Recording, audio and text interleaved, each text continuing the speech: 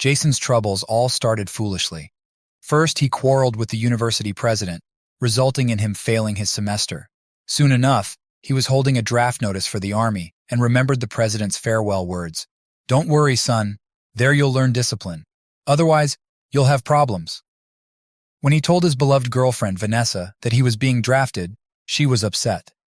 The last nights before his enlistment were filled with passion. Vanessa said, "Jason, don't worry. I'll wait for you. It's just a shame you won't be able to attend your graduation." "Where are you planning to go after school?" he asked.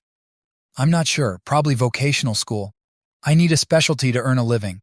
You know, after my mother died, my father started drinking and got involved with Gina, who is now in charge of the house.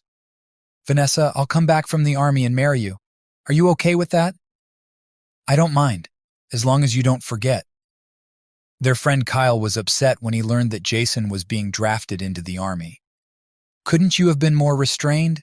The president is the main leader of the university, and now you'll be without an education," he said. But he was wrong. Remember that joke about the instructions for subordinates that say the boss is always right? And if the boss isn't right, read the first point again. And what about Vanessa? She's only 17 and graduating this year with your sister Samantha. I talked to Samantha. When Vanessa turns 18, we'll apply to the courthouse. By that time, I'll have a good specialty. I'm already saving up for the wedding. And how much have you saved? Quite a bit. I also earn money fixing and repairing computer equipment and mobile phones. It's a good business because people always need their phones working. For example, some grandma needs to call her grandson, but the screen won't turn on. Why? She forgot to charge it, and the battery is completely drained. Jason spent the last nights before leaving in a shed he had prepared as a hideout. He'd set up a cozy loft with a mattress where he slept on hot summer nights. The morning of enlistment came, and the conscripts were seated on buses and taken to the station. Most were drunk, and a few minor scuffles broke out. But nothing serious happened. Jason quickly quelled the fights. One of the participants said, "Thanks for stepping in. I owe you." "Don't mention it. We need to stick together, and we'll need to cover each other's backs." As they talked, Chris asked, "How did you end up here?" "I argued with the president. What about you?" "I didn't have a choice. My brother, who served in the paratroopers and now works for SWAT, told me, 'Either you serve or I'll eventually put you behind bars.'" "What for?" "He's got the entire police force in the region under his thumb. He thinks I lack discipline and common sense." At the station, they were assigned to different units and taken to a distribution point. The unit where Jason served wasn't easy. At the training camp, they learned everything from the regulations to hand-to-hand combat. There were no letters from Vanessa or Kyle during that time. His parents wrote, but their letters were filled with vague phrases. After training, Jason was assigned to a reconnaissance platoon. Their tasks were tough, often involving significant risk. Jason had the chance to move to a more prestigious unit, but the idea didn't appeal to him. He wanted to be discharged. When the day finally came, he boarded the train home. Rumors had reached him that Vanessa had given birth to a son, now 3 months old, and was living with Kyle. They hadn't celebrated a wedding, and she had left her home. Kyle had fought with his parents, and left his as well. Late at night, Jason stepped off the train onto the platform of his hometown. He walked home, noting that despite the hour, there was still a light on in the kitchen. He approached the window and saw his father sitting inside in a sleeveless shirt, drinking. His mother wasn't there.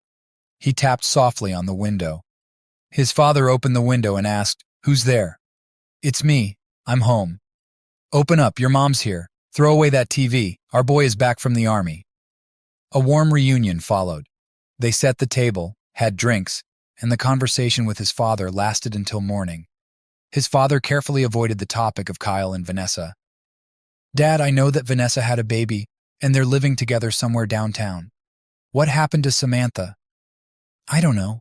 They moved out of our neighborhood, and I never really knew her parents. They were unhappy about her relationship with Kyle. Vanessa's stepmother was even more upset and kicked her out when she found out she was pregnant." "And her father?" "He just does what that witch tells him and drinks. As for you, what do you plan to do?" "I'll try to get reinstated at the university. In the meantime, I'll find some work." But you don't have a specialty. I'll unload freight. His mother interrupted. What are you going to do about Vanessa? What is there to say? His father replied. She came to ask if she could stay for a while, and I turned her away. Dad, is that true? Yes, son. What use is she to us? She only has 10 years of education, no specialty, and she was pregnant. You should stay away from Kyle. You two will only end up fighting. Does he visit his parents here? No, I've talked to his dad. When I refused to help Vanessa, he took her to his home. His parents kicked her out too. Kyle packed his things and left. After resting for a few days, Jason started looking for work. He visited different enterprises, but found that they all needed skilled workers. One day he met Jack, known as the Fox, on the street. Since school, Jack had always been cunning and associated with influential people. Despite that, he respected Jason and Kyle because he owed them a significant debt.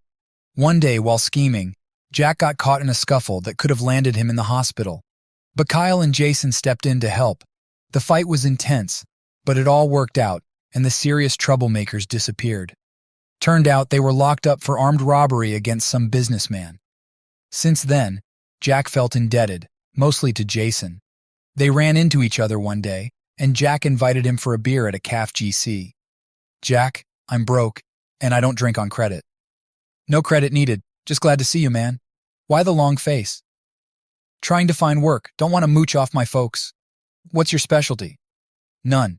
Didn't finish college, but I did 12 parachute jumps.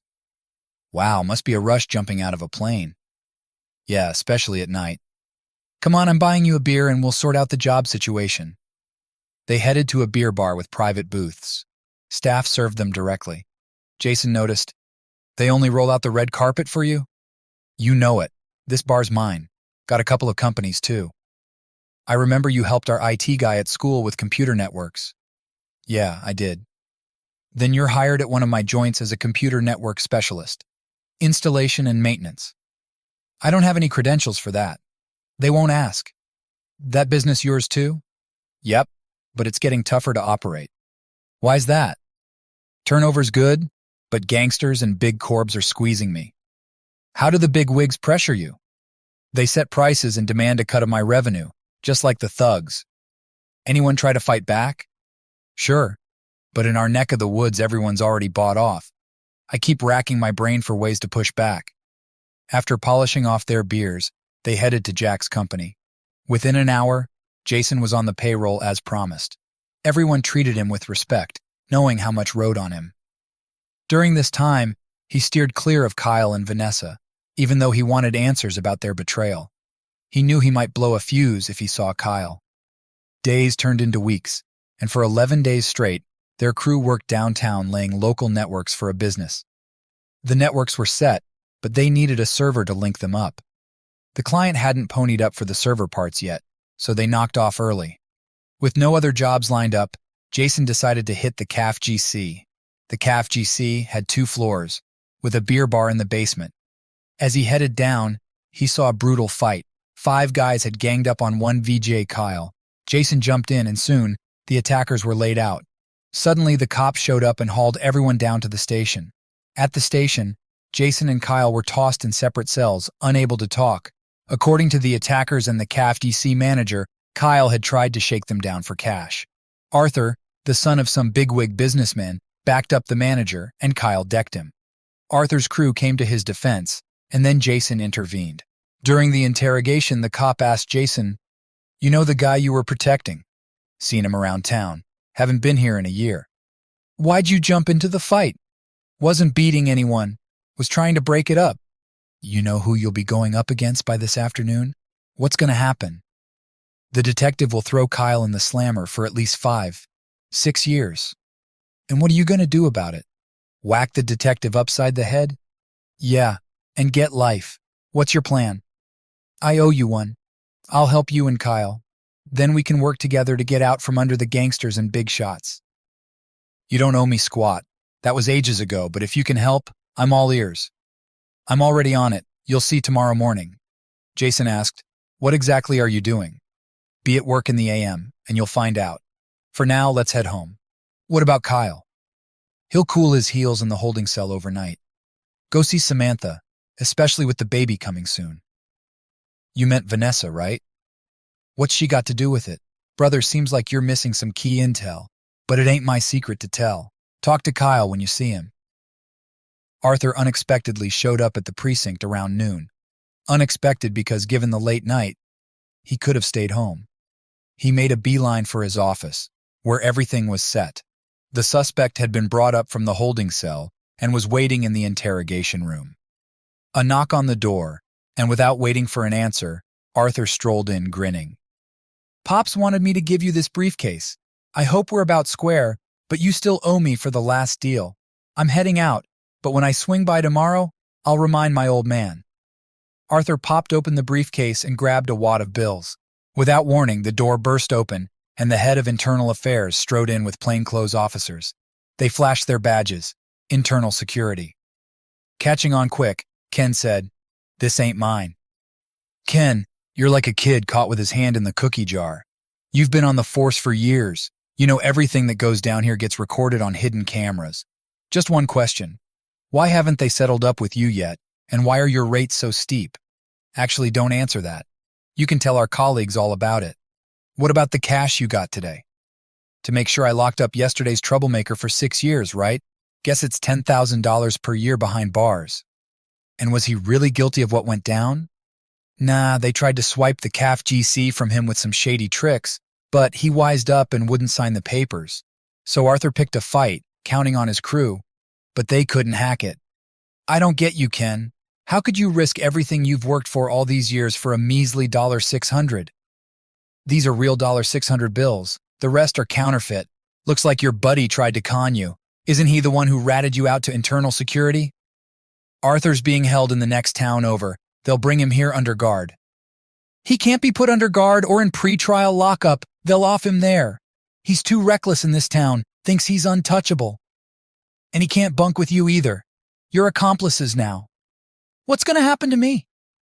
You don't know how many like you are already doing time? Some have even finished their sentences. All right, I'll leave you with our colleagues. As for the one you collared at the CAF GC, I'm cutting him loose. Internal Security's grilling him now. He'll testify against you. Arthur drove to the neighboring town in his ride. There was a friendly soccer match on tap. He fancied himself a soccer expert, even though he couldn't play worth a damn. The coach had to put up with it, because Arthur's dad had his back. After rolling up, the team quick changed and hit the field to warm up. Arthur strutted in front of the young girls in the stands. Right then, a cop car pulled up, but no one paid it any mind. Arthur got called over, and in a flash, cuffs gleamed on his wrists. Then they stuffed him in the squad car. By the time the coach made it over, the car with Arthur was long gone. The coach speed-dialed his dad, but a strange voice picked up. Hello? Oleg? Nah, it's not him. He can't come to the phone right now. Want me to take a message? Tell him his boy Arthur just got hauled off at the stadium. Okay, I'll let him know. Anything else? No. Click. Meanwhile, Oleg's house was being tossed. He sat cuffed, head hung low, wondering how the scheme he had down to a science had blown up in his face. Someone had clearly set him up. He didn't know what the cops were looking for, but they could find plenty. If it was tied to what went down in town, he was royally screwed, and they hadn't even searched the basement yet. His phone buzzed and an officer answered but didn't say a word to him. Jason and Jack, the Fox, were posted up in a car in the lot near the station when the phone rang. Okay, we'll sit tight. About 10 minutes later, a cop car rolled up. Fox told Jason, check it out. What am I looking at? Peep who they brought in. It's the fattest cat businessman in town. And what's he got to do with it? He's the one bleeding businesses dry, so they scooped up his old man in the next town over. There's going to be a power shift in business now. You mean a shift in the underworld? Nah, that's the gangsters' turf. They haven't gone to war yet, but it wouldn't be a bad thing. Who else is squeezing you? The bureaucrats want grease for every signature, not into the government's pocket but their own. It's not too heavy yet, but their rates could shoot up. And look, seems like they sprung Kyle. I'ma go holler at him.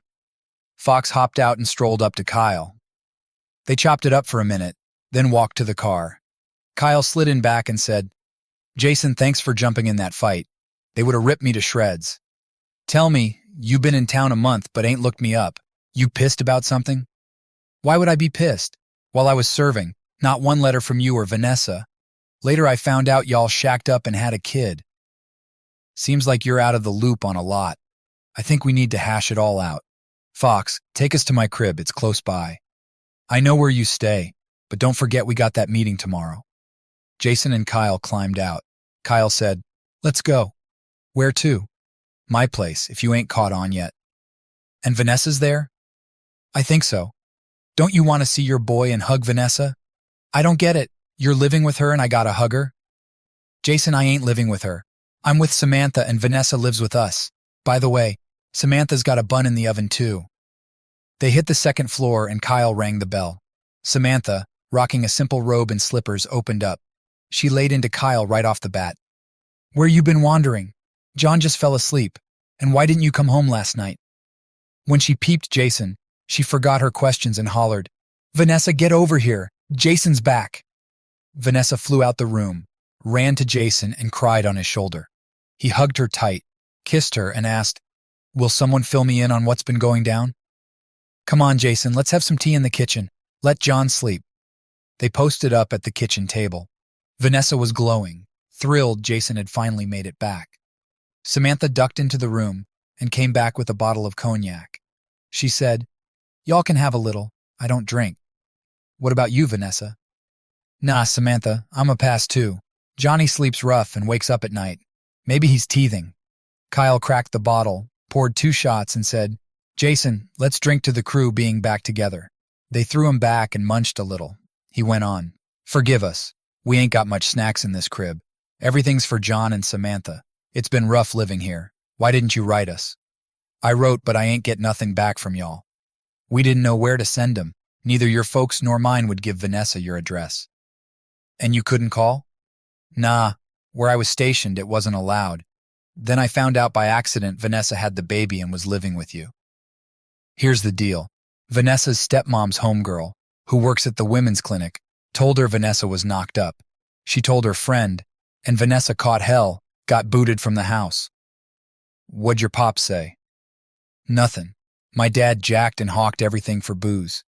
I ain't know what to do, so I hit up your folks. Your pops wouldn't even hear me out. I left your crib and bumped into Kyle. I was staying at the house then. I saw Vanessa leaving your place bawling and asked what was wrong. She laid it all out, so I said come with me. My folks kinda took her in that first day, fed her and said she could crash but had to bounce in the morning. So I fought with them, grabbed Vanessa in the AM, and we headed to Samantha's. Samantha and her folks had moved into a new apartment building, but they were tight on space. So I rented this spot and paid a year up front.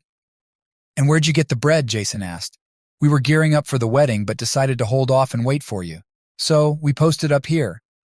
And how'd y'all make it work? You were hitting the books and Samantha and Vanessa had just finished school. Plus, Vanessa was preggo. Well, I picked up a side hustle doing repairs and maintenance. As for the CAF GC, that's another story. The girls already know the deal. The CAF GC ain't mine. I agreed to be the frontman for a cut. Like a fall guy? Jason asked. Almost, but it's grimier here. A fall guy usually just does a bid as a figurehead for fly-by-night companies. But with this CAF GC, it's more tangled.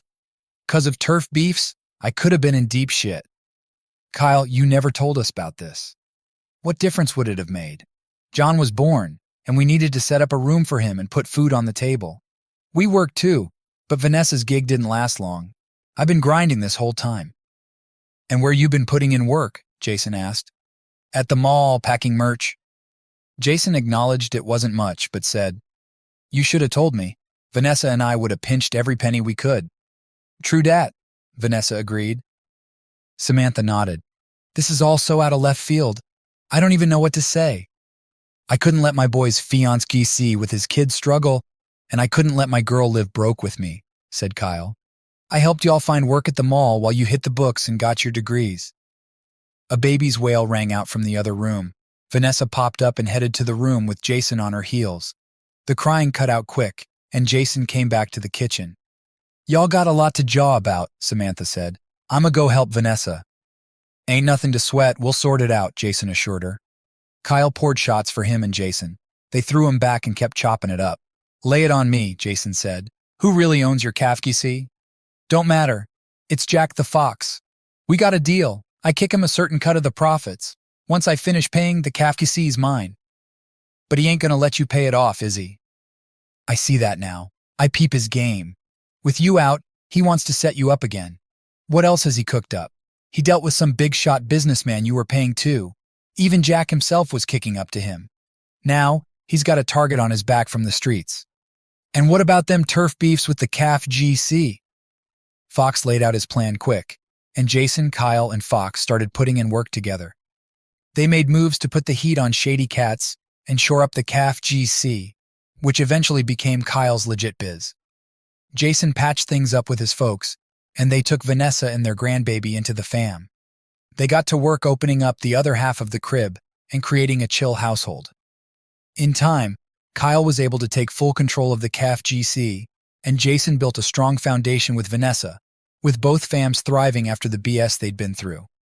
Jason woke up mad early the next day, even though he barely caught any Z's through the night.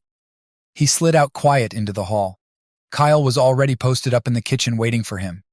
They sipped some tea and bounced from the apartment. An hour later, Jason was walking into his folks' crib, where they were already up and grubbing. His pops asked, "Why ain't you come crash here?" "I found Vanessa. I stayed with her, or, really, at her spot, with my boy." "You gonna take her back after Kyle?" "Ain't nothing went down with them. Kyle's with Samantha. He took Vanessa and my son in and held them down, 'cause my folks turned into cold-hearted people and kicked out their daughter-in-law and unborn grandson." Jason broke down everything that happened and finally said, "Now I'm figuring out if I should rent a spot with my future wifey at some random person's crib or bring him here. Son, forgive us. We were stupid. We ain't believe her. I'll forgive y'all, but will Vanessa? We'll take her in as our daughter. I got another idea. Vanessa, John, and I will take the other half of the house. It's got 2 ways out. Once we get right, we'll open up the inside door." "Bet? No doubt. That other half is just sitting empty, but we still got the heat on. I'm heading back to Vanessa now." "Nah, Vanessa, John and I will slide through tomorrow. I got moves to make today." After Jason left, his folks got to cleaning the other half of the crib, getting it ready for their grandbaby. Jason and Kyle hit up the CAFGC, where Jack the Fox was already posted up waiting for him. They dipped into a private room downstairs. They got served brews and roast beef with sides, and separate from the roast, mayo, and pickles. When the waitress bounced, Fox spoke up. "We got one problem, Paulie. He runs the whole city, and everyone kicks up to him even though he ain't really protecting nothing. But he's got a crew he sends if someone don't want to pay or is late with the cash. You know how we can handle him, Sam? Paulie controls all the dope in the city and the whole region. All the supply flows through him. Tomorrow he's getting a big shipment." "What's the play?" "We gotta make him unload the drugs not in the usual spot, but in the basement of Paulie's crib. The bread he gets should disappear, and the heat should fall on Paulie and his crew. Then what? He won't be able to do jack. If it works, he'll be hemmed up." It all fell into place. Paulie's 3 stash spots were under police control. He decided to unload the goods in the basement of his own crib. Half an hour after the couriers left, a SWAT unit busted in and scooped everyone up. They found not just a big haul of dope, but also all kinds of heat. They wanted to cut some of the collared dudes loose, but a video popped up showing them unloading, checking the drugs, and jawing about future shipments. The mules got picked up on the highway, but the cash they got for the shipment wasn't on them. Paulie snitched on him to prove he'd paid him.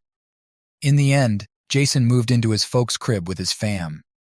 They welcomed Vanessa and John with open arms, and a month later, the inside door splitting the crib in half was opened up. Another month later, the young couple put in their marriage papers. Kyle patched things up with his folks, and him and Samantha moved into his folks' spot after their lease was up. They also put in their marriage papers. Jack the Fox kept it a buck. After the smoke cleared, he split Paulie's bread 3 ways after taking out some small expenses. Jason gave most of his cut to Kyle, and Fox told Kyle he ain't owe him nothing. The CAFGC downtown was all his now, and that's the end of our tale. Looking back on it, you gotta say Jason was mad lucky to have a friend like Kyle. Cats don't usually go that hard for each other in real life. It's also key to remember that snap judgments ain't always the move.